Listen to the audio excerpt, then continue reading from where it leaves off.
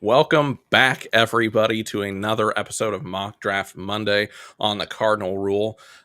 Gentlemen, this is actually our second to last Mock Draft Monday, if you can believe it. There are 10 days from now until next Thursday night, April 24th, when the NFL Draft will officially kick off where is that? Oh, yeah, it's in Green Bay, Wisconsin, is something that I've heard. But I'm joined here by two of my very good friends in this Cardinal space, Drew McWhorter there on the bottom, and then right next to me, we have Aaron Van Buren, one of the OGs on this channel who we haven't seen in a long time. It's so nice to have you back. Aaron, Drew, how are you guys? Things are good, man. Just taking it day by day as wife is pregnant and gonna have a baby boy in July, and we'll be Nice. going to the draft in a matter of days in my home state, and it couldn't be better. That's awesome, dude. I'm so happy for you guys. It's weird to me that my old friend is now going to be a father, but I'm so happy for you, dude.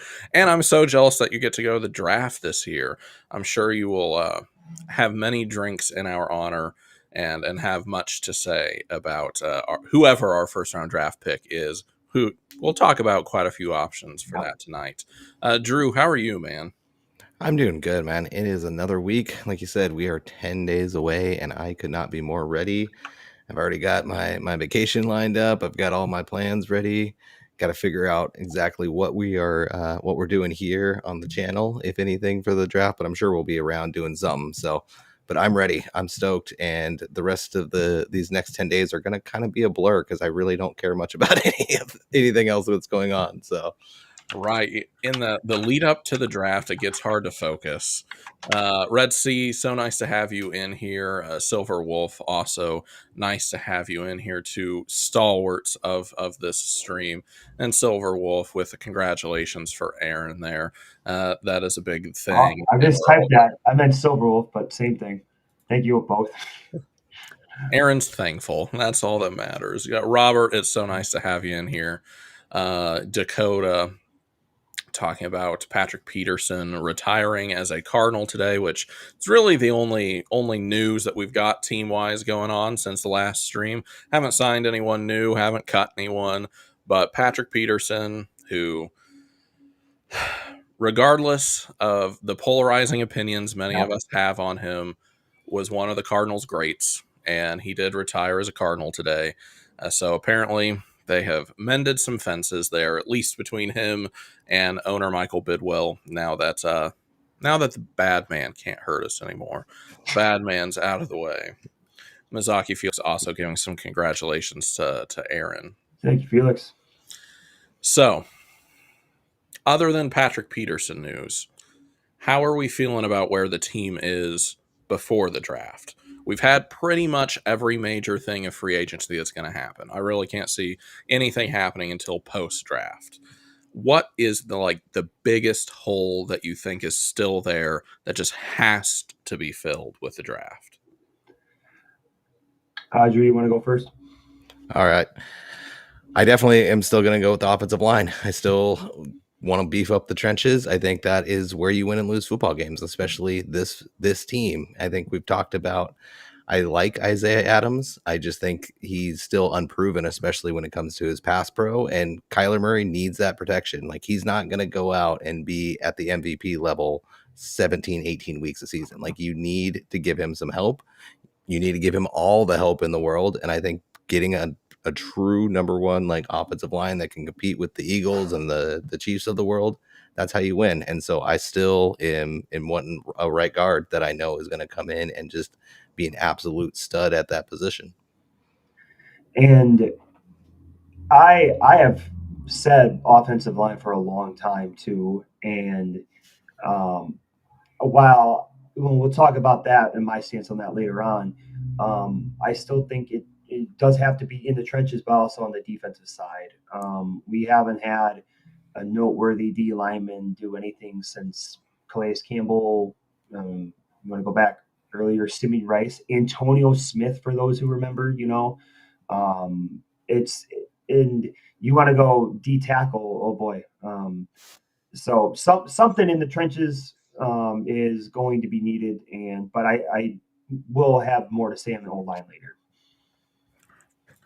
Solid. Brian, who also couldn't be here with us tonight, but he is here with us in spirit. We have one of his mocks to go over, giving some congratulations to our man Andrew here. But is Dad in the chat? I think he is. The sociology professor, Dr. Joseph Camo, is here. Glad to be here with my first 24th and 47th favorite Cardinals fans. Y'all can fight over who is number one. All right, we won't do that on air. We will save that for after the live is over, but we will hash it Yes. out. Yes, I need you guys in the chat to vote on who you think those actually are. Dakota giving his opinion here that center is the biggest piece that we need. You know, I mean, go, Aaron. I mean, Froholt has definitely been a hell of a find in free agency. It's the fact that our offense is really heavy on a center and tackle pull scheme, which you can't see that a lot in like toss and sweep stuff. But to ask a center to pull as much as Froholt has been asked to last year is a lot, and centers just aren't asked to do it. So he's not the greatest at performing those kick out blocks. He does kind of get in the way, and he's better at turning a guy in or logging someone. But I don't think I've looked at any of the centers or heard anything about them in this draft. So I don't know anybody who to even suggest. So Dakota, if you got a guy, drop a name. From what I have read and gathered about the center class, it's particularly weak.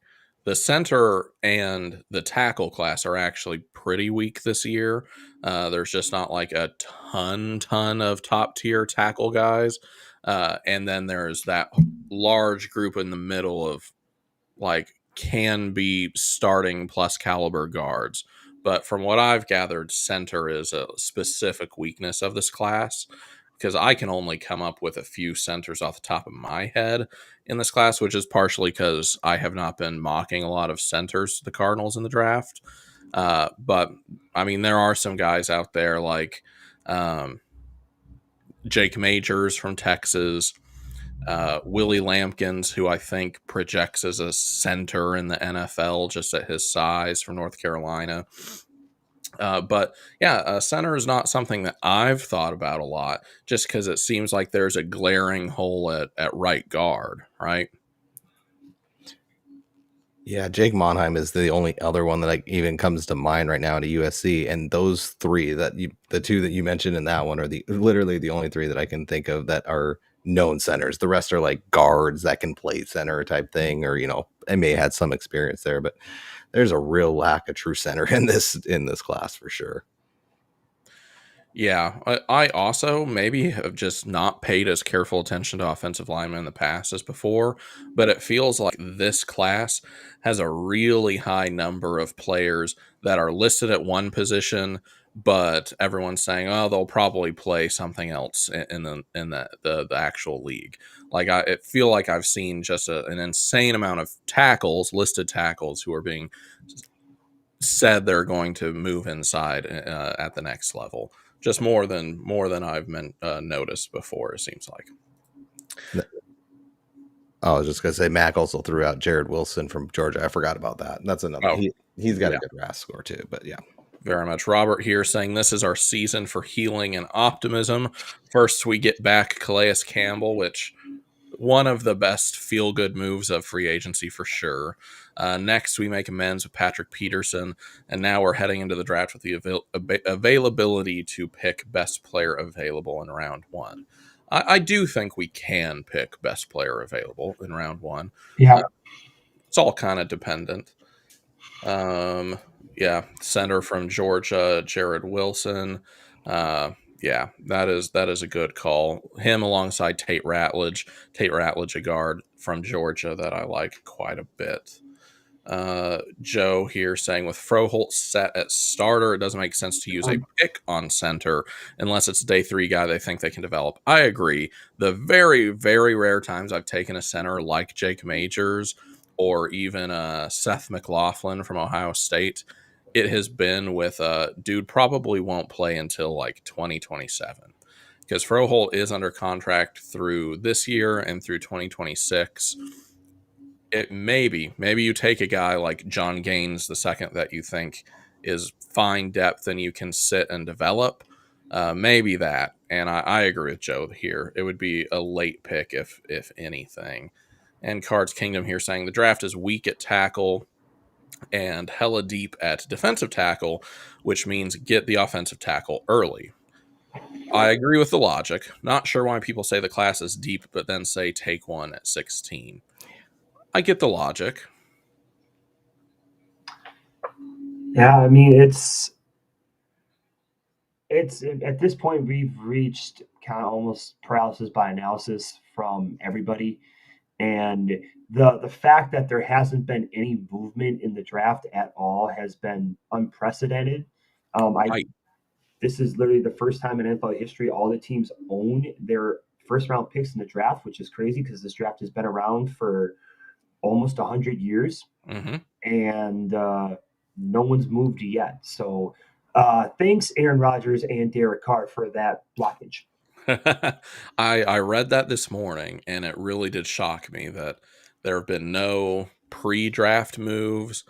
No one has seemingly made a huge effort to move up to the number one pick or second or third pick. I'm sure we will see draft day trades. There always are. But like Cards Kingdom says, no one wants to move up in such a weak blue chip class, which I think is a valid point because there really are like 10, maybe, blue chip players in this first round. And then there is a talent and a plateau. And you can get a lot of players between 12 and 50 that are relatively close to each other in talent level that are not part of that top 12. Like there's that cliff where it falls off, and after that you're not going to really be looking to move up from 30 to 20 because where's the value in that? So it might be more difficult than we have been doing in our mocks for the Cardinals to get to trade down partner. Yeah, I think it's going to be certain situations and just one of those players that kind of falls. Like we'll actually talk about one of those players that might end up leading to a trade scenario for us here in a little bit. So, right, which leads us into the segment that we want to do before we get into the mock drafts, trying to make this intro section a little bit shorter for everyone tonight. Sorry, I know who I am and I know what I have done in the past. No Marvin Harrison Jr. route tree debate tonight. we only just got started on that.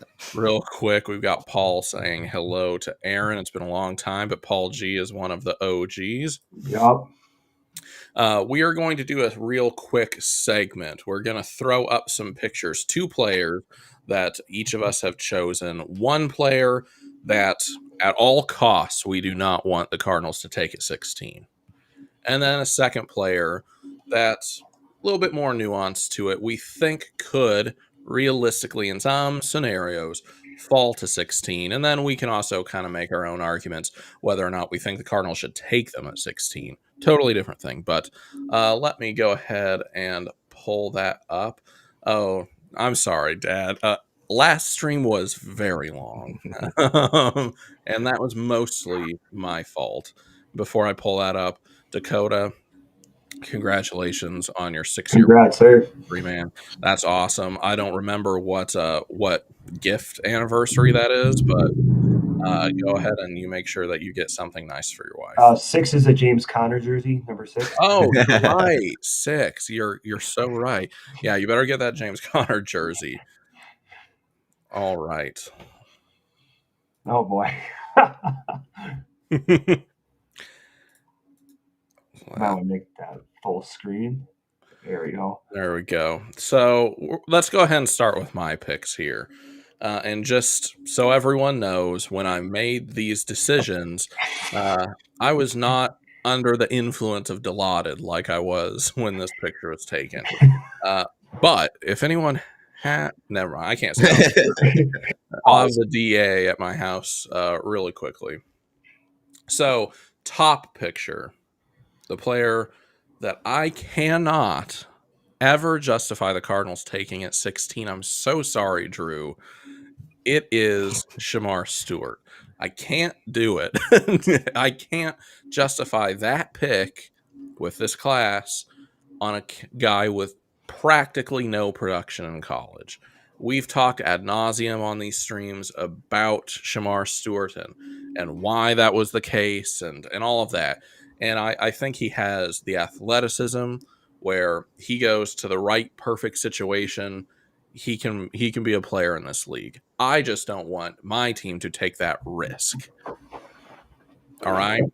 The second player I have there, someone who I think could fall to 16, and I will also argue if he falls to 16, should be in serious consideration for the Cardinals selection there, is Will Johnson, the cornerback from Michigan.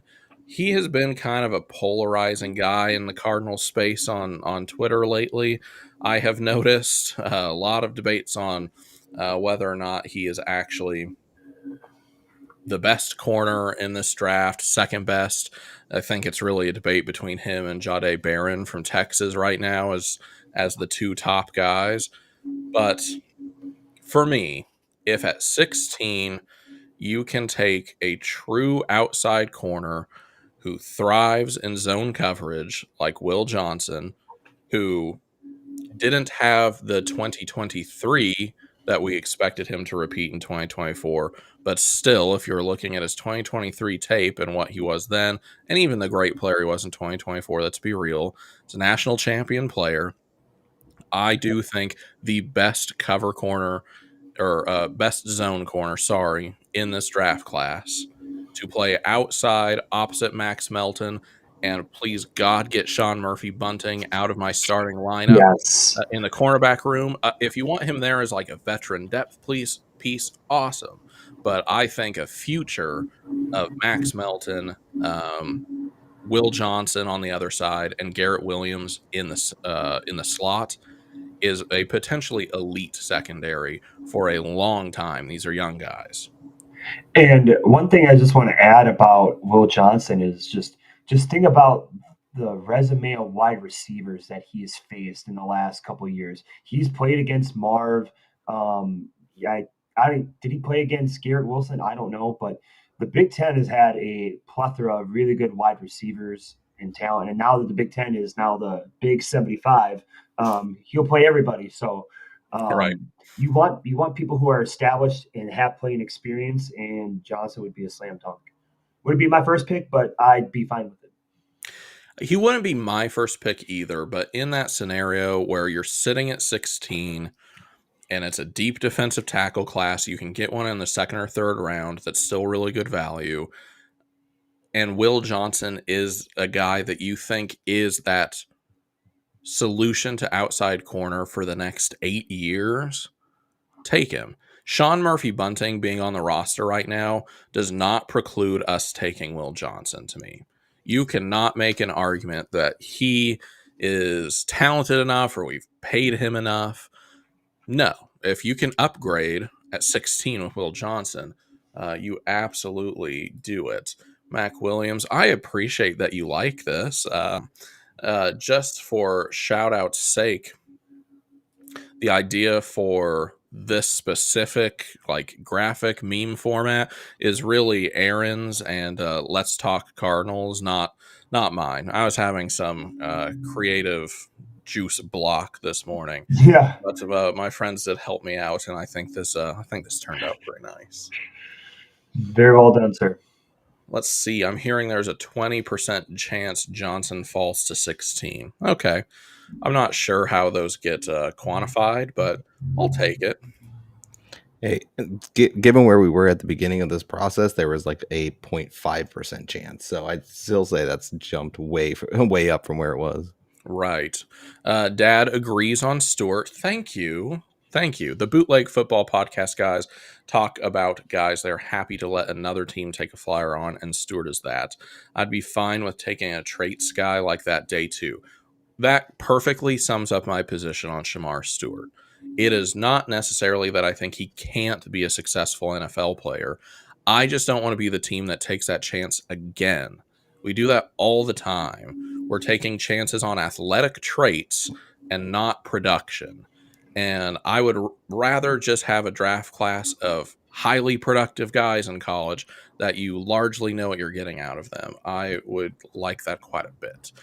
Paul G. Johnson's 30 and 1/8 inch arms are one liability, but PFF loves his 40 time. Did he run a 40? I can't remember, but Probably not if you're coming off an ankle injury. right. Yeah, All right. He didn't run. That's actually the biggest question mark about him is his long speed, but I don't care about that at all. So With that, I don't care about his tested 40 speed. I've seen him play at the highest level against some of the best wide receivers in the college. That's all that matters. I know what he can do. So I'm not worried about that. Who is next? I can't remember which one of you it is. So nice little surprise, but let's see who we get. It's Drew. hey, All right, Drew, take us through your picks. All right. So first off, the guy that I just am not in love with, I'm not sold on him at all as far as it being a finished product. So I would not be happy if he was the pick at 16. Like I could get talked into it in a trade down scenario, like we've talked about a little bit later, but I'm just not sold on Kelvin Banks. I think there are better linemen in this class, more technically sound. I think Banks reminds me so much of Evan Neal, it scares me. And Evan Neal is a guard that the Giants have not decided is a guard yet. So I see that happening with Kelvin Banks. Wow. Did I make some Giants fans mad? Who cares? They're not here. And then the one player I think could end up falling to us, and this would lead to a trade back scenario that we could look into, and that's Ted McMillan. Because there's some really good things about McMillan. There's some things that he does well on tape. He's not something that we've talked about a lot because we haven't focused on a lot of the receivers. But all in all, I think there's some that underrate him, some that overrate him. He's not Mike Evans. If you're sitting there thinking that just because he's 6'5" and he's got a similar frame, which that's even debated as, I think his combine measurement came in at 6'3" and then pro day 6'4". He's tall, I'll admit that, but he's not Evans. He's not that. He's more of a Devontae Parker. He's more of a yards catch type guy, and I don't want that at 16 at all. But I do think that there are some teams that could kind of fall in love with the upside, and if he fell to us, it would be a perfect chance for one of those teams to kind of jump up and snag him, like a Chargers. Somebody even mocked Minnesota getting a wide receiver. I don't think that's likely, but somebody in that kind of range. Pittsburgh, maybe if they decide they're not going to go quarterback in the first round. Green Bay could be another one. Yes, I was like, I knew there was someone else there. So I think he could fall. I wouldn't necessarily want to take him, but it could lead to a nice little trade back scenario for us. Very nice. Very nice. Robert Moore saying it's a great comp for Banks, the Evan Neal's comp. That was interesting. I hadn't thought about that, but I like it. Not totally sold on Banks. I agree. I'm not sold on him either. Brian, thank you. I do think the graphics turned out very nice. You're welcome. Especially not even getting to see a preview of it. This was lovely. I love this. You do need to send this to me, by the way, because I want to make this my wallpaper at work. I can do that. I can send this your way after the stream. All right. Next one, we've got Aaron's picks. Take us through it. So this was definitely not coordinated between Andrew and I, but adversely, I would not like to see McMillan at 16 because I think that first off, there are way more pressing needs for this team right now. And the fact that Murray is kind of, been openly admitted, especially with that interview on PHNX, like he does his draft homework and whatever. And if you think McMillan's on the board at 16, you don't think that Kyler is trying to blow up Monty's phone or somebody's phone in that war room and be like, hey, get this guy. I want another weapon. I have my concerns with it. Of course, there's a high chance that he could be taken off the board before we even get there. A lot of people have been mocking him to Dallas. I personally could see, our East Coast enemy, the Panthers, drafting him too, because Xavier Legette is a great and funny guy, but he's not him. Yeah. And then my red flags instantly went up when Steve Smith started talking about him. Apparently, Ted McMillan does not ice up Son, and maybe he does need to do that. But of course, people will say that he's got long legs and he doesn't have top end speed. But when you're 6'5", who really does? I mean, your strides are so long. I just think that personality wise, as well as his skill set, it's too similar to Marv. Like he's very quiet. He seems very reserved. I admittedly, I did not follow his career very much at all. I heard some rumblings last year, but dismissed it. And of course, now he's one of the top guys. Um, I don't, I just don't think that that's the most instant need in the offense that we run with a 12 and 13 personnel heavy offense when this offense features a running back and a tight end. Like this is something out of the 1940s, for God's sakes. With a splash of a quarterback bootleg and celebrating 50 yards before even in the end zone when it works well. So I do not want them to pick McMillan. Moving on down to Armand Membu. Of course, I do have a bias towards the offensive line because I played in, by now you guys know I played it in college all my life. So I am trying to take that out of the equation. But what I have said, even going back to last year, is if we really think Murray is the guy, invest in the line and let's see where he could take us. Now, this isn't without us probably going to have to move up to get him. A lot of people are saying he's going to be a Jet before you know it because whoever's the Jets line is, a shattered piece of glass, or they just suck. So if this is year 3 and you're going to go for it, solidify the right tackle because are we really buying into, Kelvin Beachum or, Jonah Williams for anything past this year? I despise Kelvin Beachum's stance, and he got beat so bad in the Buffalo game by guys like Greg Rousseau, who's not even that good. That I just think that Kelvin Beachum has carved out a niche of not being the greatest, but also not being the best at what he does. So he's able to, do a Tony Siragusa and steal a paycheck from a team for a while. So it would take a move up. I know it's not the biggest need in hierarchy because I still believe that's a D line, but I think this is kind of a slightly luxury pick if the Cardinals can make a move up for Memphis. Sorry, long-winded. No, I agree. I don't think 16 is realistic for Membu unless something really unexpected happens on Gas draft mask. night. Yeah, if we could get a bong pickup real quick, that would be really, really helpful. Cards Kingdom here saying put Monty in the Hall of Fame if he gets Membu. Oh, I am drinking if he gets that. I'm shotgunning. I mean, I'd be over the moon if we exit the first round with Membu because I would feel really nice about 2 bookends of Paris Johnson Jr. and Membu for a long time. Like that would be amazing. And I like your point that at some point you do have to say we've invested all of this in Kyler Murray, and we are probably on slightly different ends of the spectrum as far as belief in Kyler Murray goes. But you can't also keep doing this and saying we totally believe in him, he's totally our guy, without giving him the most stellar offensive line that you can possibly build for him. Thank you. And I think then you can see the real truth, because I don't think anything we've seen is the full picture of Kyler Murray. So give him a year of a truly elite offensive line, and then we can see what's up. Membu and Paris would be the best offensive tackle duo in the NFL in 3 years. In 3 years, possibly.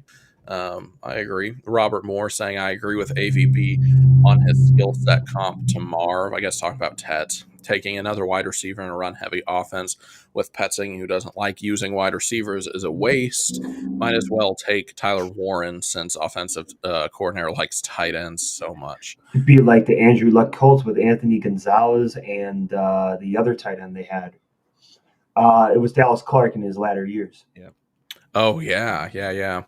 And I agree with Tet being just too much a shade of Marv, which if you want to make an argument that wide receiver is a true need that needs to be taken high in the draft, you can find your way to that argument, but not picking one who has the same skill set as Marv. you need something else from a wide receiver that you would be taking high. That's what I said. Membu, Oh, as I said, the only receiver that I would even like I said, I don't think that that's the way we're gonna go. I don't think it's the way we should go.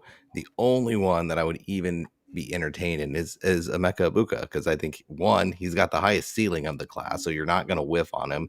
Two, he's already got that relationship with Marv and with Paris and everything, so you know he's gonna be a fit in the system. So again, I don't want wide receiver, but if you're going to do it, he's the only one I would even be interested in at all.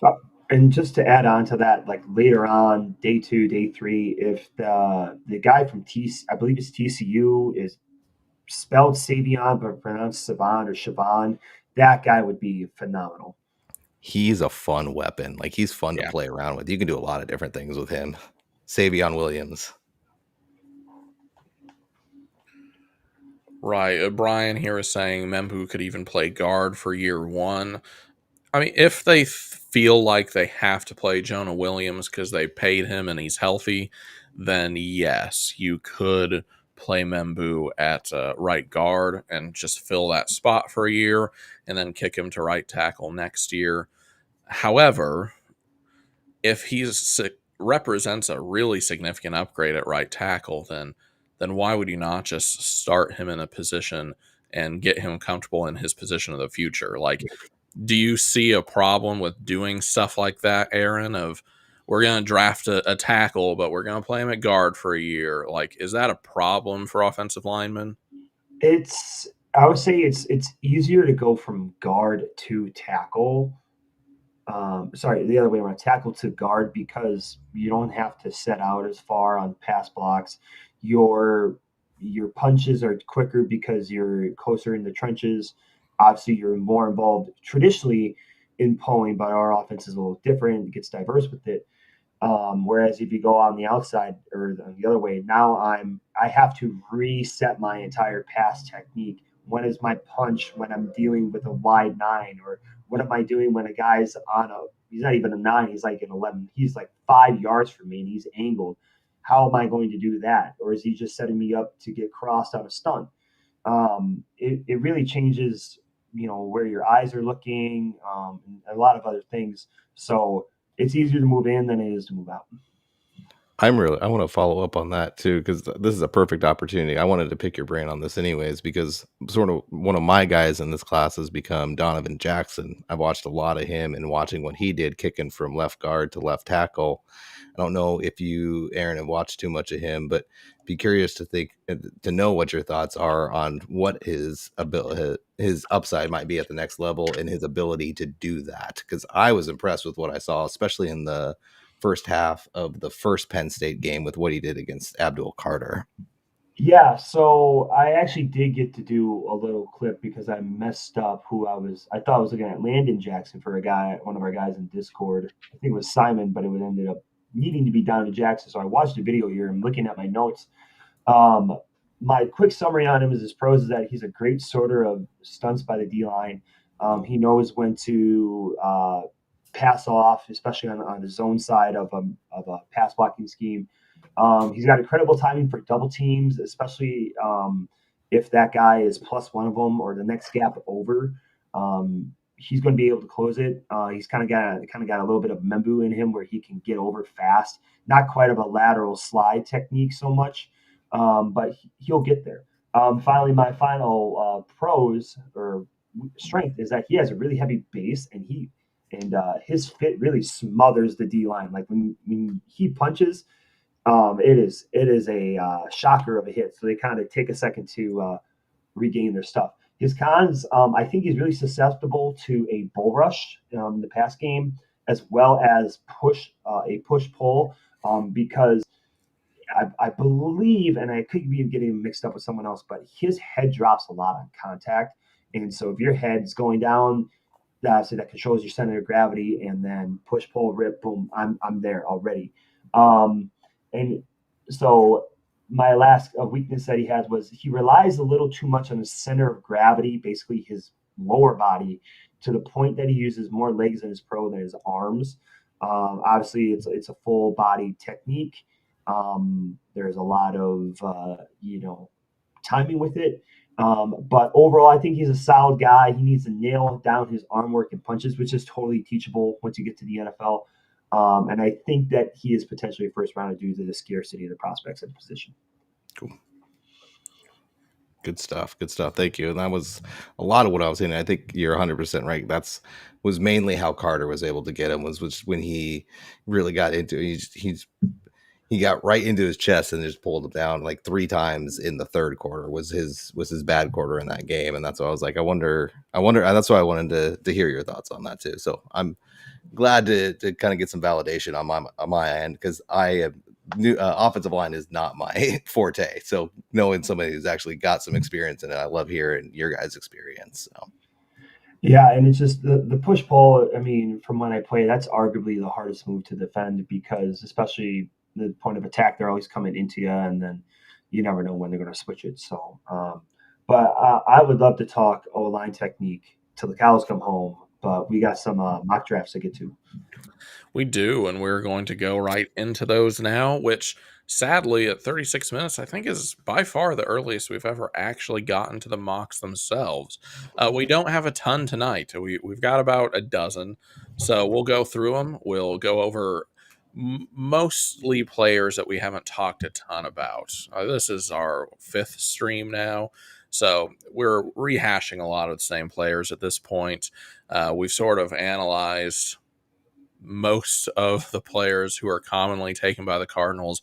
So hopefully we've got some interesting ones out there. We're going to go ahead and start with mine for today, which was, I believe, the 91st mock that I've done in this off season. I'm weary.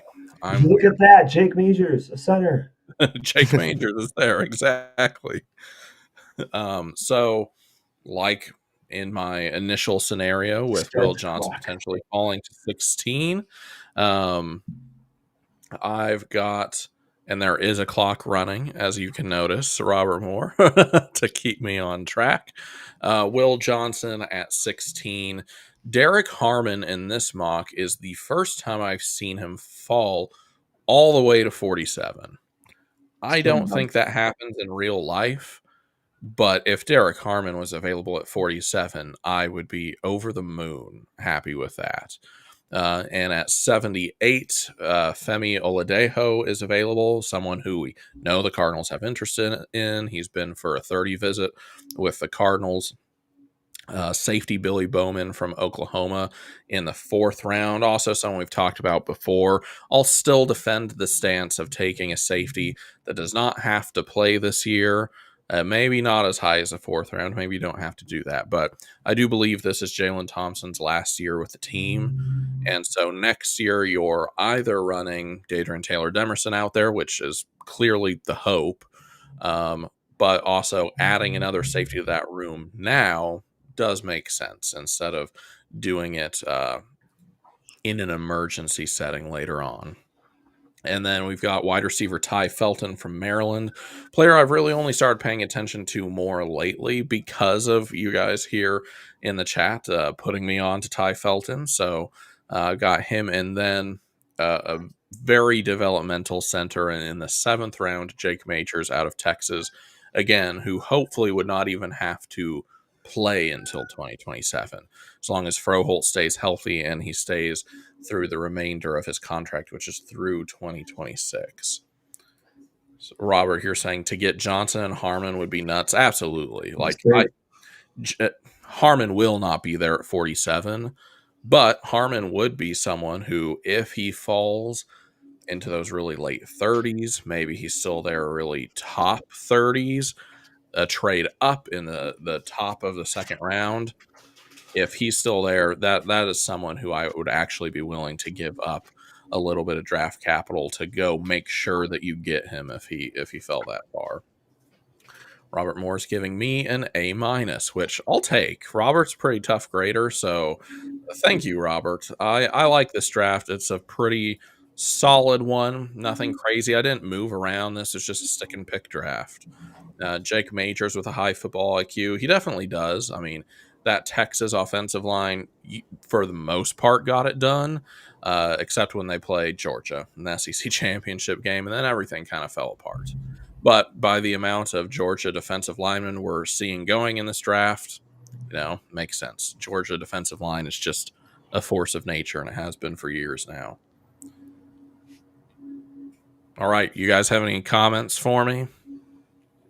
I think overall, if that were to happen, that's, like I said, a dream scenario. If you're getting Will Johnson and Derek Harmon and somebody that we love in Femi, that's a great class right there. And then of course my boy Billy Bowman. So I'm not going to be upset once I see him on there ever. So I knew it.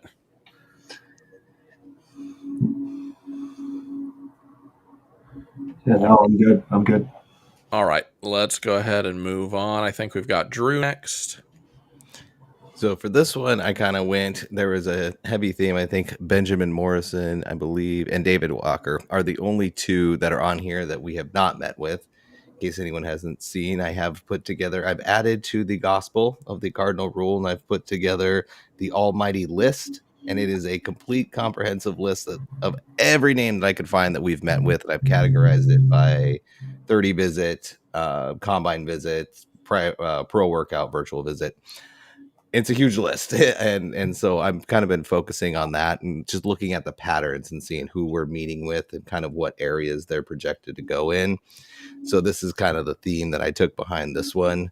Like I said, Morrison and Walker are the only two that we haven't met with on this list that I think, could just wind up being picks as the board kind of falls out that way. Morrison, I think, is severely underrated and could very easily have been in the quarterback one conversation had it not been for the injury. More of a press man corner, but he had some wars with Marv. And I just think, again, we've talked about that before. Just seeing that in camp would be really, really fun. And then David Walker, we've talked plenty about. And then the one that we kind of haven't seen is Jonas Sanker, safety, that I've been getting in a little bit more of. He is an interesting one. He's a little bit more of a coverage safety. He can make plays in the run game, but I like him more for his athletic ability. When I first started watching him, I was just kind of like, there's nothing really special that pops off the tape. But as you watch him more and more, it's what pops is the consistency. He's just the same player on every single play, and that's what you just really like about him. So I can see why the Cardinals are interested there. Absolutely, yeah. Paul's mentioning you got an F for Zeke Biggers, which is interesting. I've tried to take him before too. PFF gave me an F too. I don't know what their deal is, but Payo time. It's always nice to have here. The one Rams fan that we accept and we love and we bring into our community. We love you, dude. Robert Moore, y'all taking Harmon. You trying to bribe me for a good grade. Whatever works. We'll take it. I got an A-, so I'm pretty happy with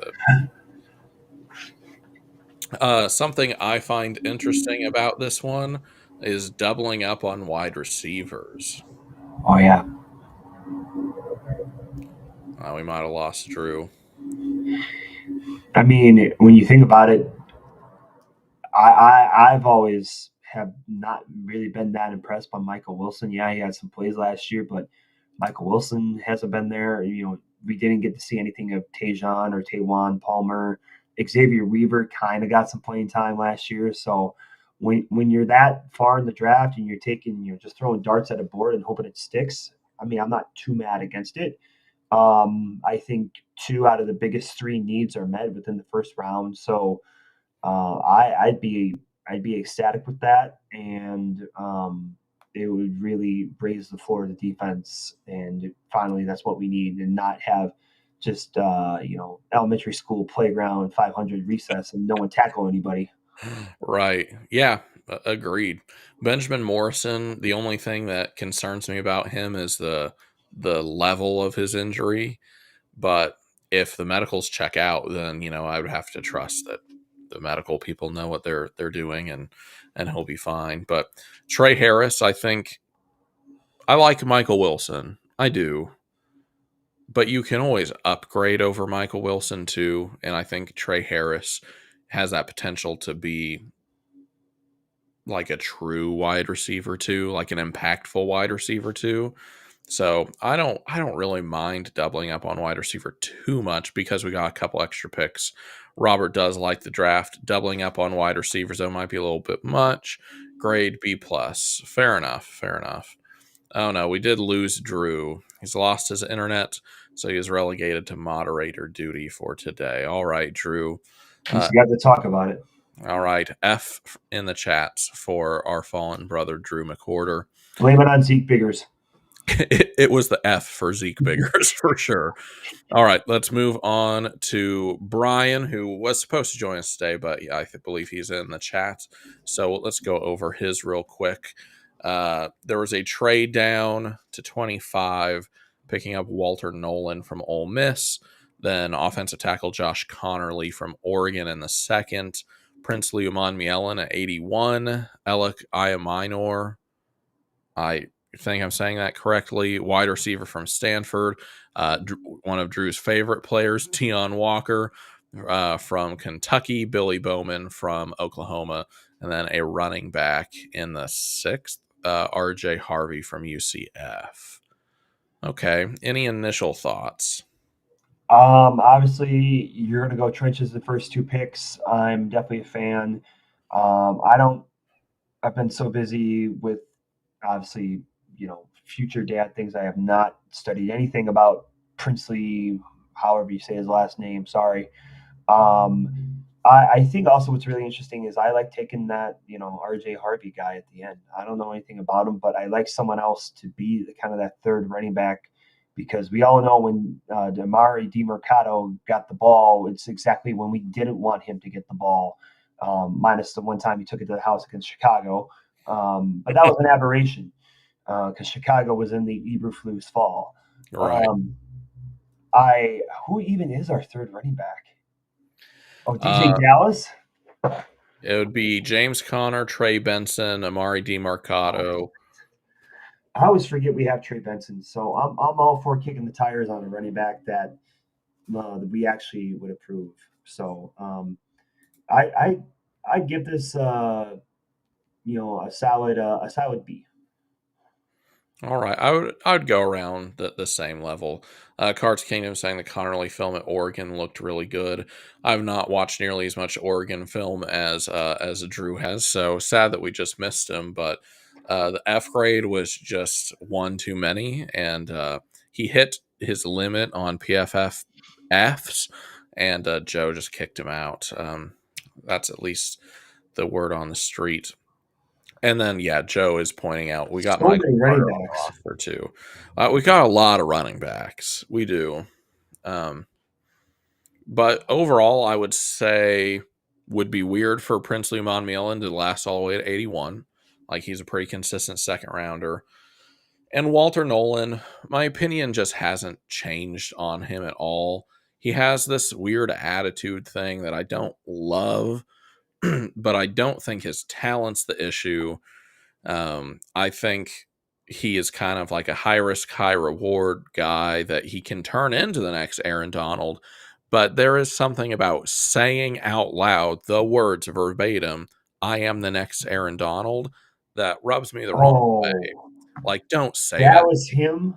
You have not played a snap in the NFL, dude. Don't say stuff like that because that makes me not like you and not trust your maturity.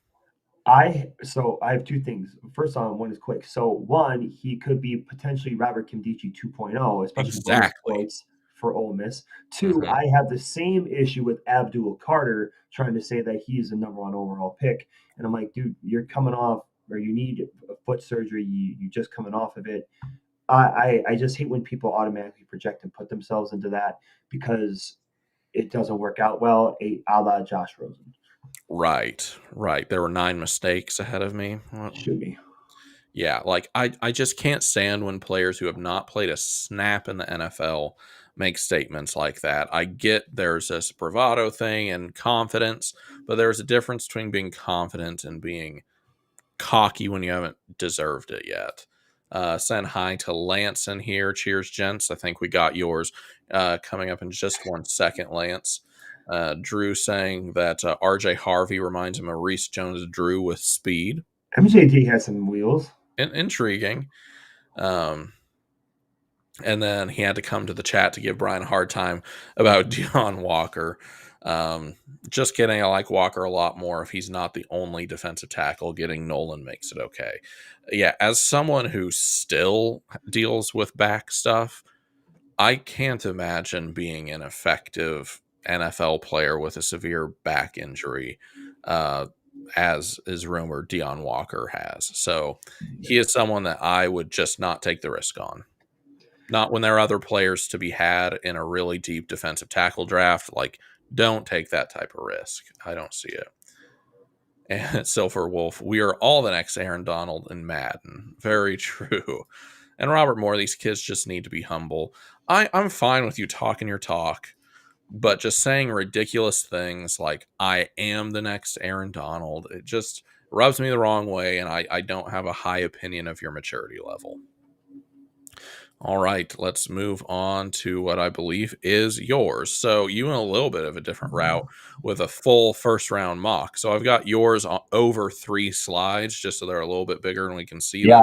But go ahead and take us through what your thought process was. So, and I'll try to do this a little quicker so we can get more time to the our viewer submissions as well. I just went with the full first round mock draft because I really think that's obviously the most important thing. I tried to make it as realistic as possible and throw out any biases I had. Of course, 1 through 3 seems kind of locked in, just shuffling deck chairs on the Titanic. I think the Patriots really do take Will Campbell and double down because Drake May was battered and bruised like none other. I mean, it was approaching like David Carr levels of Texans in 2001, 2002. It was really bad. And no matter what people say, and I mean this from the bottom of my heart, guys, when it comes to arm length in the NFL, it doesn't mean bleep. I mean, just watch the film, just see what he can do. If they're a football player, they're going to be a football player. There's a reason why Will Campbell started at LSU when he was a freshman at 18 years old. So he's going to be fine. Patriots take him. Mason Graham goes to the Jags. I just feel like it's the Jaguars' pick just to pick a defensive lineman and not do anything with it. Genty is definitely going to probably go to the Raiders because Pete Carroll loves running backs, and thank God we're not going to have to deal with him. Membu, unfortunately, goes to the Jets, as to the dismay of me and our other friend AZ Jace. And then I have Ted McMillan go to the Panthers at 8, which I had alluded to earlier because they don't have anybody. Shador Sanders slide stops with the Saints, especially after the Derek Carr news that broke this morning. That was very interesting. And then, the next 3 are there. You can jump to the next slide. All right. So Will Johnson just gets nabbed by the Dolphins because they couldn't defend anybody. Obviously, you couldn't defend Marv last year. Thankfully, the Falcons took Shamar Stewart because they risk it all on weird pass rushers. And I took Mykel Williams at this spot, and I almost went Kenneth Grant here. But I did because he's got a big run stoppage presence, and we really need that. We can't have Rashad Penny having 200-yard games or Chuba Hubbard ending our seasons. He's able to shed blocks really well. He can armbar, he can redirect, and he can close pockets, which is good because how many years have we watched, and this no longer on our team, but Marcus Golden get to the backfield and never be able to bring anybody down, whether it's running back, quarterback. He's able to do that. I'm not worried about his pad level or his, lack of techniques that can be learned. It's a defensive line pick, so I think we fortify that need and we go on. Johnny Barron goes to Cincinnati. Gray Zabel seems very Seattle pick, so he went there. Steelers were kind of SOL because Sanders went off the board and went with Jackson Dart. And I had Luther Burden going to the Packers because they've been begging for a first-round wide receiver since Javon Walker, literally 20 years ago. They refused to do that for years and years with a Hall of Fame quarterback on their roster. But Packers are going to Packer. Yeah, and I would not be surprised when I'm there in the draft and they pick a wide receiver. Watch out, it's going to get rowdy. Emin Worry goes to the Vikings because Harrison Smith is at the geriatric age of like 39. 39. Josh Yeah. Simmons is another risky tackle that goes to Houston because for some reason they just said, yeah, have Laramie Tunsil, Washington. You can do that. I think Jihad Campbell is a perfect Ravens linebacker. Buffalo gets Maxwell Hairston because they still don't have a corner. And then James Pierce Jr., of course, somehow falls to the Eagles because a prime pass rusher always does. That does feel like a super Eagles pick. Like a guy who was top 10 at one point, just falling straight into their lap, just adding to that front seven. That definitely feels like it. All right, we got some comments here. Lance saying I might be crazy, but I don't think Genty or any tight ends go top 15, maybe not even first round. I think Genty goes top 15. Oh, he definitely is. Yeah, he should have won the Heisman. That's a debate for a different day. In any other year, I think he would have had much more of a chance. Drew saying, I think Las Vegas has someone ahead of Genty on their board, Barron or Johnson, if I had to guess. They do need a cornerback, but I like your thought process that Pete Carroll, running back, Genty, it just makes sense. They need points. They haven't had an offense in years. Robert Moore, do you think Michael Williams is just another version of Zaven Collins, just good at stopping the run and not polished at rushing the passer? No, because one, when you play in the SEC and not in the whatever the hell conference Tulsa is in, you're already an infinitely higher player, and we need somebody who's a run stopper. And I know Zaven Collins was supposed to be that, but I just have a gut feeling that if with the situation where I was at on the board, that you couldn't go wrong whether you picked him or James Pierce Jr. or whoever. Um, it's just to pull a quote from the Ben Garcia show is just raise the Florida defense. Agreed. I think that's just the theme of this entire offseason is the talent level for this team needs to go up a few notches to where your worst player is better than it was last year, which we haven't had a chance to be on a stream together, and this is slightly off topic, but not really, so stay with me, and I'm in charge of the stream, so I'm going to say what I want. Players like Dennis Gardeck, fun players, like him, but we can't be beholden to players like that when we need to make sure the worst player on our roster is better than that. Do you know what I mean? Yep. Fun story, and in COVID and whatever, but now this is probably going to be a hot take. Dennis Gardeck is Joe Walker with vibes. With cool hair and fun sack celebrations. Yes. Anyways, enough about that. That's going to hurt someone out there, but it is just a point that we can't continue to be a mediocre franchise who cares about, well, I really like this player, so I want to keep them on the team. I want better players on my team. But let's go ahead and look at Lance's mock draft, who I know is in here. So, Lance, we got yours pulled up. We're starting at 16 with Kelvin Banks, the offensive tackle from Texas. Number 47, Princely Umanmielen. 78, one of my favorite players in this the draft, Alfred Collins, just massive human from Texas as well. An interior offensive lineman, Jackson Slater from Sacramento State. Love the big sky. Linebacker, Jeffrey Bassa from Oregon, and then Hunter Wohler, safety from Wisconsin. You might have cooked on this one, Lance. I really love how this fell out. Of course, obviously trench heavy, but ironically, I think the real value pick is Hunter Wohler, somebody who has been excelling at Wisconsin, and it could be very underrated. And even though I'm from the state, I obviously am not a Badgers fan, as my hat gives away. But dude's a stud. It'd be a great pick. And that's like that area of developmental safety. Let's add to the safety room this year because Jalen Thompson is likely going to go away. That's kind of like the perfect place to be doing that. Lance, got a big boom from you on your mock. You kind of cooked, dude. I like this quite a bit, actually. Getting Princely and Alfred makes up for Banks. If you make Banks a guard, I like it. Easily done. And then Brian, replace Banks with any other offensive tackle, and you cooked.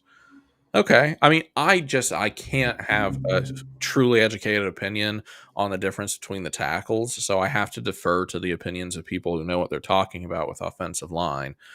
If 16 and you have the two top tackles that are left, Membu's gone. I think you're right. He goes to the Jets. And it's Kelvin Banks, Josh Simmons. Is this the correct pick? Is Kelvin Banks the right pick? I think so. I did a video between Membu and Simmons where I got into the technique, and of course I only saw the one highlight that I did, but I don't like Simmons' inside armbar technique. Despite what people tell you, it's not an advanced technique. It's a lazy technique. It's going to get you beat. You won't be able to do it. The patella tendon injury, I believe it was, is also something that's been widely discussed. And if you want to talk about anatomy and everything, because I was kinesiology major, please let's talk about it some other time. But you go Kelvin Banks here. You go with a guy who's going to play, or at least has a faster track to play, because Simmons is just DJ Humphries 2.0, and you need warm up, you need rehab, and all this other stuff. Gotcha. And do you agree with Lance here about Wohler being able to slide into like a hybrid linebacker thing from safety? I don't know. I'm gonna have to look up his measurements here, but I didn't really watch him as a linebacker. But well, he's from Muskego, and that's very close to where I grew up, so he's already a solid player. So you could be there. 6'2", 213, and that answer is no, not in the NFL. We're not doing Deion Buchanan over again. Well, at least he's taller, but no. Yeah, he would be a bit undersized at linebacker for sure. All right, but Lance, overall, I think you kind of cooked. I think you hit the right positions. Sorry. Move on. All right, next draft. Carvich, what do we got from you? We have Boy, Princely is having a night. Yeah, we've got a round 2 trade down to pick 50 to pick up a 4th round pick. All right, so we picked up a player. Yeah.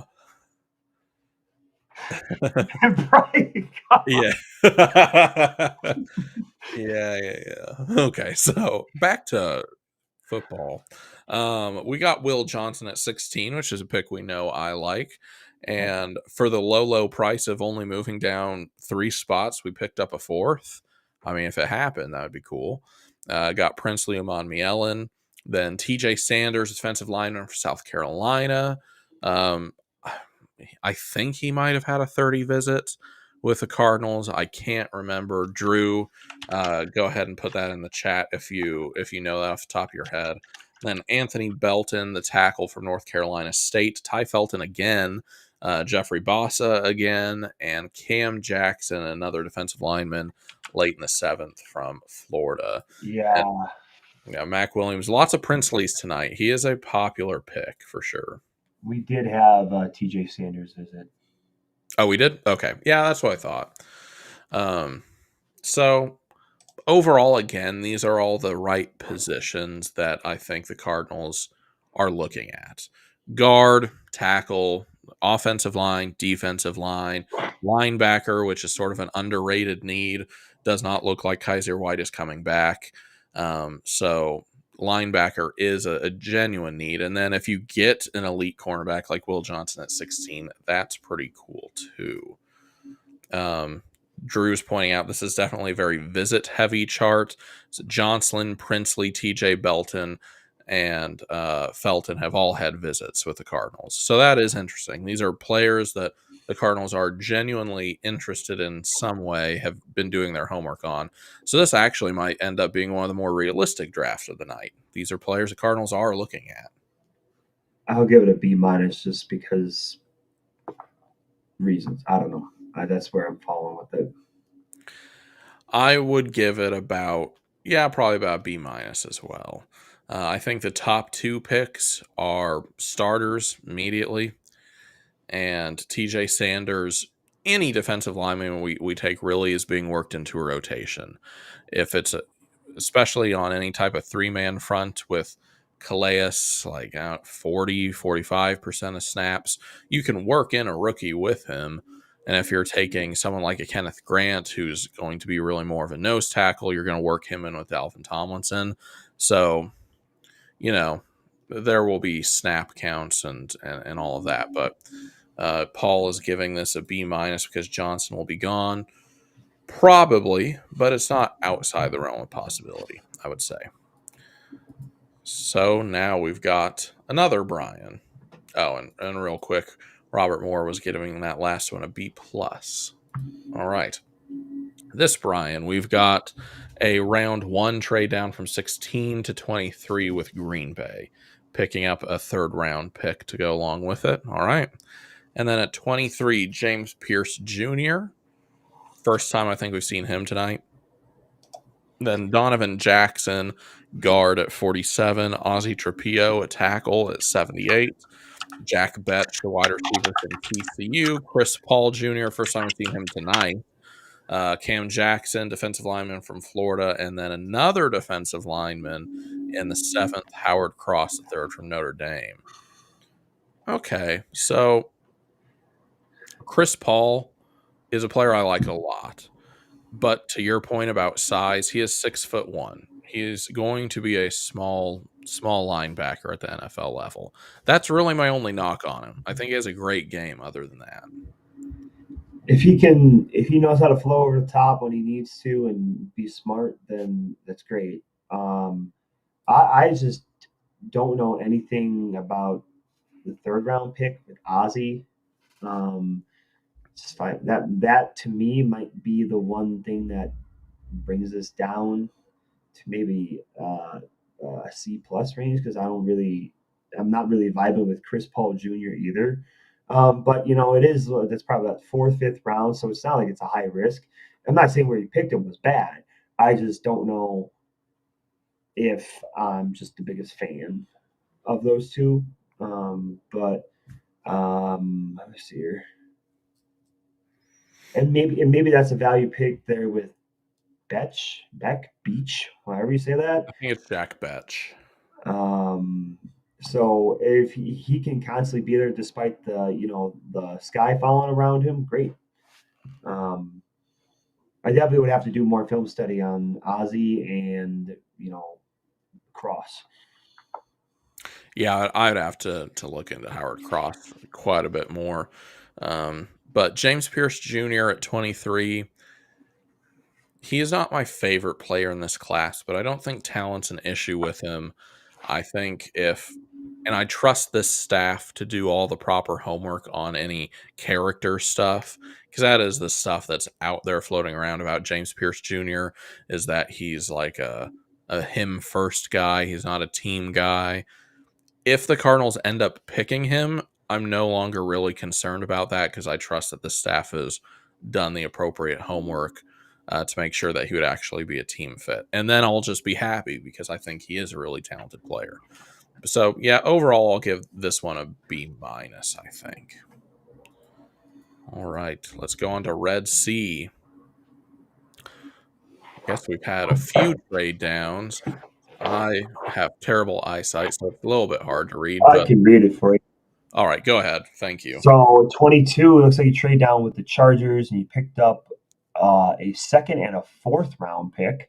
And you traded your 4th next year for the Chargers. So we get James Pierce Jr. at 22. A D lineman from South Carolina, TJ Sanders, a top 30 visit. Further in that 2nd round, Siobhan Revell from East Carolina, a cornerback. So we're defensive heavy in these first 3 picks. I'm loving it. Third round pick, Tate Ratledge at 78 overall. Kyle Williams goes 115, a wide receiver out of Washington State. Interior D line, Jamari Caldwell in the 4th, 125. 167 overall, Danny Stutzman, a linebacker from Oklahoma. Late trade here, but the Titans moving back in the 6th round. You pick up Emory Jones Jr., a tackle, offensive tackle at LSU, and then wrapping up with safety RJ Mickens from Clemson. So, Okay. the one thing I want to comment on here right away is Tate Ratledge, which I have done some actual, extensive diving into. My quick Mhm. scouting report is that his strengths are he's great at logging on those run plays or being able to go a long distance and flip his hips. He tells the running back where to go. Just like Shakira said, hips don't lie, especially when the running back's looking to go somewhere. He's solid in pass pro. He's not too strong of any area, run or pass. And he's able to really get up and find second and third level. So those quick screens, those flare screens, middle screens, or even on zone run plays, he can get up there. Weaknesses, he doesn't move anybody in blocking. He just kind of stalemates a lot. Um, he can't pull. I don't know how you're good at logging. You can't pull. And when he makes contact, he tries to throw people to the side instead of moving them north south, which kind of bothered me a little bit. Sometimes he finishes play, sometimes he doesn't. And my overall was that he's be a third round or later. I wasn't the most impressed, but at this spot, it's a great value. Nice. Okay, that's around where I see him. That's where I've personally mocked him quite a bit. So that is really good to know. Siobhan Ravel, without the, I believe, an ACL tear and like a full healthy 2024 building on his 2023, he probably would have been like the second cornerback in this class, maybe. He's him and Benjamin Morrison both just dropped precipitously because of their injuries. Drew pointing out getting Ravel and Kyle Williams would be nice. I don't think he's going to fall that far, which is probably true. And he's talking specifically there about Kyle Williams lasting all the way into the fourth. I doubt that. I don't think he's going to be there at all. And I think Paul G's here referring to stuff about James Pierce. Some high school teammate got all this baloney started, said he was a little crazy, said he had an anger issues. And he's referring to one of Pierce's high school teammates. Yeah, I believe if Pierce is the pick, that the staff did their homework and all of that's nothing to worry about. And I don't think JG or Monty are going to bring in anyone who's not a team first guy. It's just not the type of culture that they're building. But other than that, all players that we've gone over quite a bit before, but this was a lot of trading, which I'm not sure this is the year we're going to see that many trades. Like the previous year's 12 picks, we had 8 picks or something like that the year before that.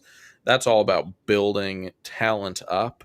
And now the Cardinals need to be focusing on getting a few like impact players. So this is an interesting one, but I'll give it a B minus. I'll actually agree with PFF here. I'll give it an A. All right, Red Sea. You got some good grades. Let's go ahead and move on to Gazer Nick. Who I feel like this is like deja vu. We've got one first round trade down, which I think is pretty common, going all the way down to 25 with the Houston Texans. That's a little bit of trauma. I don't ever want to trade with the Texans again. They did us quite dirty the last time. I want to know who they took. Yeah. Let's see. We got Walter Nolan at 25 again. That's the second mock that we've had Walter Nolan at 25. So that's interesting. Siobhan Ravel in the second. Our second round pick, Prince Leomon Mielen, Trey Harris, Willie Lampkin all the way at 115 is really interesting. Kyle Williams down at 152 is really interesting too. And Ty Robinson, the Nebraska defensive lineman, in the 7th. Whoa. If you can find value and people just get infatuated with other things, this is it. I mean, other than the first round, you just sit and pick and let the board come to you. And this is a classic example of doing your job. So good job, Gazer. Right. I actually agree with this being top 13% of drafts because it would take an untold number of circumstances going just right for it to fall like this. But if it did, that could be a really good draft. I don't mind this one at all. We would be the Arizona Rebels. True. The Ole Miss defense this year was crazy. Almost their entire starting defense is getting drafted this year. They were really stellar. Drew, we're still talking about the James Pierce issues, I believe. Mike Green is the only one I really can't see us taking. If Monty's taking someone, they'll be fine culture wise. Yeah, I agree. Mike Green has some potential legal problems that I don't think we're going to mess around with. All right, Gazer Nick. We got Justice 21. After that, wow, the third mock of the night, Walter Nolan at 25. Popular. A different cornerback at 47, but cornerback in the second round's been pretty popular tonight. Trey Amos, cornerback from who did you get? No, Ole Miss. Braden Swinson in the third round, the edge from LSU. Wyatt Millum, the tackle from West Virginia, in the fourth. Chris Paul again. Aeneas Peebles, one of my favorite personal defensive linemen in this class from Virginia Tech. Ty Felton again, and then a guard in the seventh, Connor Colby out of Iowa. I'm going to look up Joe's question here, so I'll let you take this one. Yeah, go for it, and I'll pull that up whenever you got that ready. So, Trey Amos, I know that the Cardinals have had him on a 30 visit, so someone they have interest in. Braden Swinson in the third would be a little bit surprising, but I like it quite a bit. It would be an interesting LSU pairing at edge with BJ Ojolari and Braden Swinson, two LSU Tigers. And Chris Paul, like I mentioned before, player I like a lot, super, super smart linebacker. 6'1's just a bit of a concern. But Aeneas Peebles, man, I think that's amazing value at 152. I really do. Paul G. Swinson, I like at this spot. I do too. I think he's a second rounder personally. I don't think he'll be there at 78, but I do like that quite a bit. Russ Carver, hey man, nice to have you come in. It's always nice to acknowledge you guys that you're in here. Hope you got my draft. I think I did. Let's see, Brian saying Lampkin will either make it in the NFL or make a great Keebler elf making cookies. Oh, no. All right. This is Joe's question that AVB's been looking up in the background. I want to hear AVB's opinion on something. I can't bring myself to take Willie Lampkin because of his height/size. Am I wrong to worry about that? I don't think so. I mean, at a guard, you want somebody who's short like that, and that, by all means, it's great for Murray, because it's somebody who's kind of closer to his height. He doesn't have to really worry about seeing over, somebody who's like 6'6" or whatever. A benefit of that is your center of gravity is already lower. So if Lampkin could put on some weight, like I'd say if he could go, be a long way to go, but you get it to like 320, 330, you could get underneath some guys and just move them. I've seen two different websites. One says 5'11", one says 5'10". So who knows where the ruler lies and everything. But I think it was, if I go back to the NFL scout page, who was actually writing this? They said, this is from Lance Zierlein. They said he has the best tape in all three phases of a run block: positioning, sustain, to finish out of anybody in the NFL draft.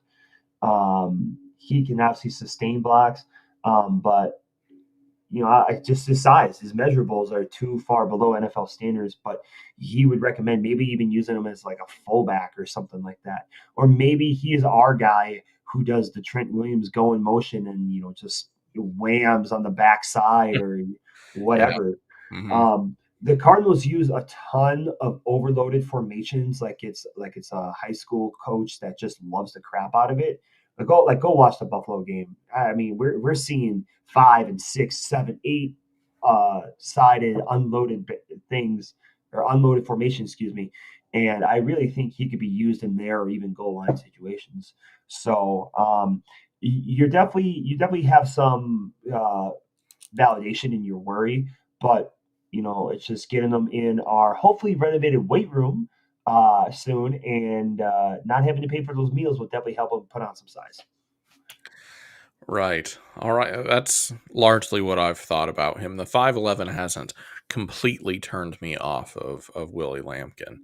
I don't think it's an absolute deal breaker on the inside. Of course, it would be a tackle, but like he was a guard, I believe, at North Carolina, but is supposed to be a center at the NFL level. Yeah, I think NFL.com says he was a center, but either way, he could play both. All right, I think this is our second to last one. We've got one from Twitter from @GetGannoned2. Just sticking and picking at 16, Derek Harmon, which I'm not super mad about. At 47, taking JT Tuamaloa, the edge from Ohio State. Chris Paul again, popular man tonight. Miles Frazier, guard from LSU at 115. Isaac Tesla, wide receiver from Arkansas, and a linebacker from Oklahoma State, Colin Oliver, in the 7th. So this is just a stick and pick draft, it looks like. Derek Harmon, I'm not mad about at 16, but you probably could pick up a little bit of capital in a trade down in the first if you have a partner and still get Derek Harmon. Michael Arrington likes Harmon. He's one of my favorite players in this draft. I want him to. I'm get Gannon too here. I'm just having a little hard time with this being such a defensive centric draft. Like I could see like 2 out of the first 3, but to have what is this 5 out of the 7 or no 4 out of the 6 be on the defense? Yeah.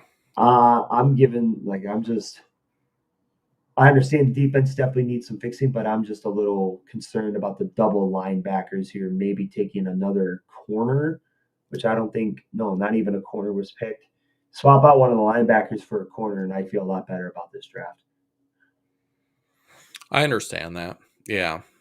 With how much we have done in free agency for defense and have not touched offense at all really in free agency, I won't be that surprised if we see a little bit more on offense in the draft than what we've been mocking so far.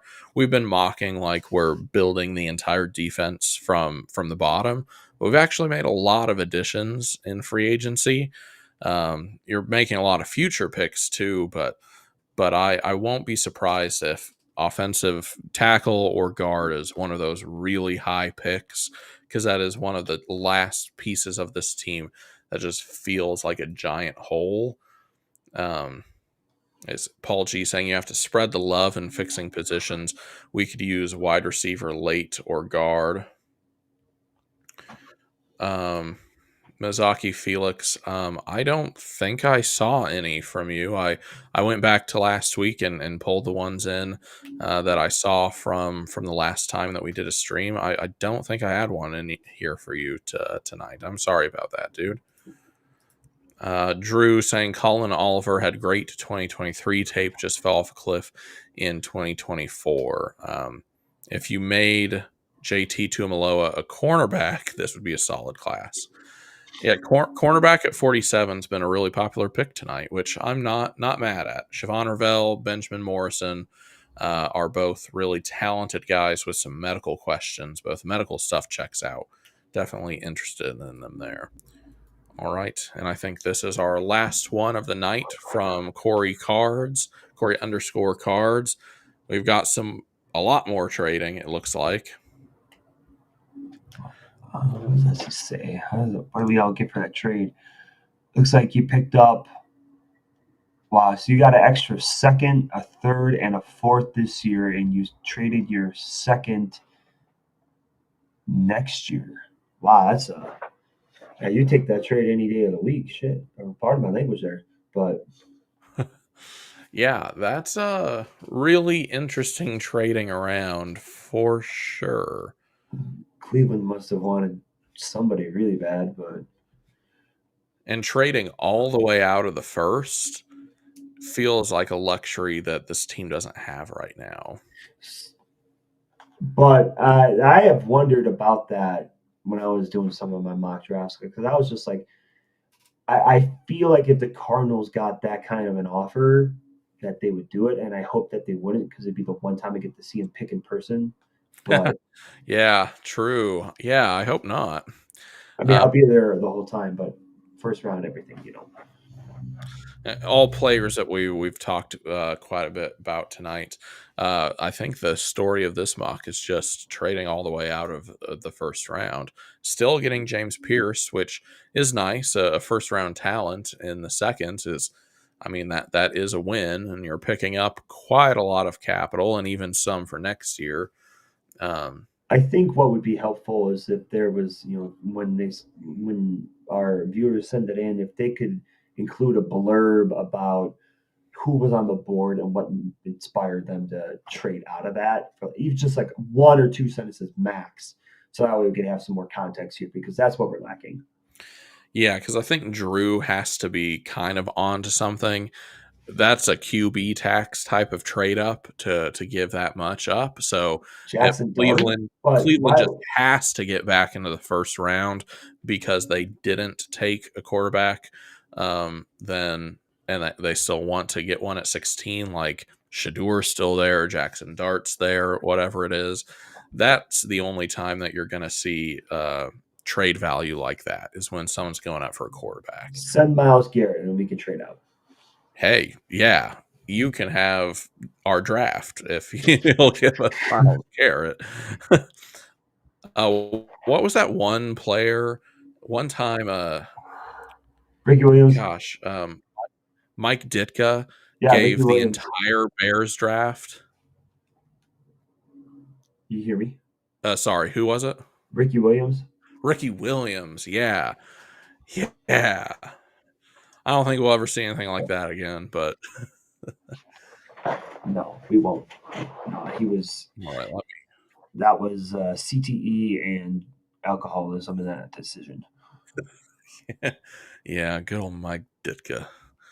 But otherwise, the right positions: tackle, guard, cornerback, edge. Drew I'm McCourty, still Ricky Williams. I'm still iffy on Tate Ratledge.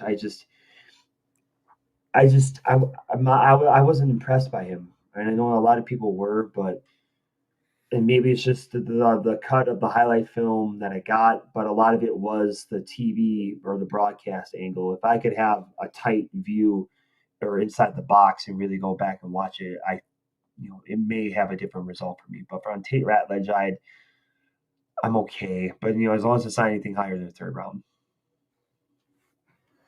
But Right. otherwise, I think it's solid. Um, B plus, teeter totter. Yeah, I'll give this a B plus because I do like Kyle Williams quite a bit.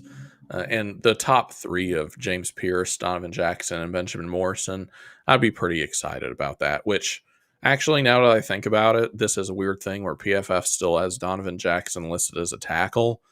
You're really taking two guards in this draft, Donovan Jackson and Tate Ratledge. So I would have just stuck with Donovan Jackson and taken someone else Yeah, at because you can move him around if you needed to. But either way, I like the investment in the trenches. You can't have enough. right. Defensive line, offensive line. It's going to be kind of hard to go completely wrong with those picks in the premium spots that we have in this year's draft. But that was our last draft for the night, everybody. We had a little bit of a shorter one, a few less drafts. Apparently, I missed a few in the Discord, so I will apologize for that. We can get those in next week, which will be our very last mock draft Monday of this off season. And then next Thursday, the draft happens in Green Bay, Wisconsin. Our man, Aaron Van Buren, will be there for that. We'll all be very excited for him. We'll all be watching and seeing who we take at 16, which I don't think is a foregone conclusion in any way. Can go so many different directions this year. I will be as much as I'm able to put in pictures and videos in the Discord. So if you guys aren't in there, go and join it. If there's anything crazy for some reason that happens with the Cardinals while I'm there at the draft and I hear it, I will definitely get in and share it with you guys. But Rappaport will probably have it faster than I will. So. He does tend to be pretty fast with those sort of things. But Aaron, thank you for joining me tonight. It's been so long since we've been in a stream like this together. It just feels like old times. But let everybody know where they can find you and what you're up to. Yeah, so my Twitter handles right here is underscore at AB or at underscore ABB Sports. Really just been busy with work, obviously baby things going on. But I've been wanting to do more videos. I will try to do some sort of a draft recap from the experience side. Because I am sure that there will be very few Cardinals fans there, especially later at night because low is supposed to be in the 30s. So, but that's football weather, and we wear shorts year round. At least I do, so it'll be fine. But I will have some content on that, and then I'm always talking Cardinals, and a whole bunch of other sports. And I welcome anybody who wants to follow. Just be ready for some passionate opinions. Very nice. I'm very excited for you. That's going to be super fun. But again, thank you to Aaron for being here with me. Thank you to everyone who submitted a mock for us to talk about tonight. Lots of good conversation. So many different directions the Cardinals can go this year that I think will all probably be taken by surprise a little bit on draft night. And hopefully, you've already put in your PTO. You're taking the day off. It should be a national holiday, but people just don't respect it. Can I say one more thing? Of course. I don't know if I put it on. I think I put it on Twitter. There was a scene from SpongeBob that I was like, when the Cardinals ultimately choose somebody in the first round who we did not even expect to see, and when Squidward asked Mr. Krabs if he's seen this before, and Mr. Krabs goes, "Yes, in fact, 11 times I've seen it, or 11 times as a matter of fact." Just be ready that can happen because even though we got a different GM, I mean, for the last 13 years, it's just been pretty unpredictable. So, Right. It has been a little bit chaotic, but hopefully there's uh, a little more thought going into the chaos in the Cardinals building this time around with a new bald man in charge, but one that we can at least trust a little bit more. But again, thank you everyone who was in here. Thank you for being active in the chat. Thank you for a great conversation. Love talking to you guys, but let's go ahead and move on out. Everyone have a great night. Aaron and I are going to sign off. Thank you guys.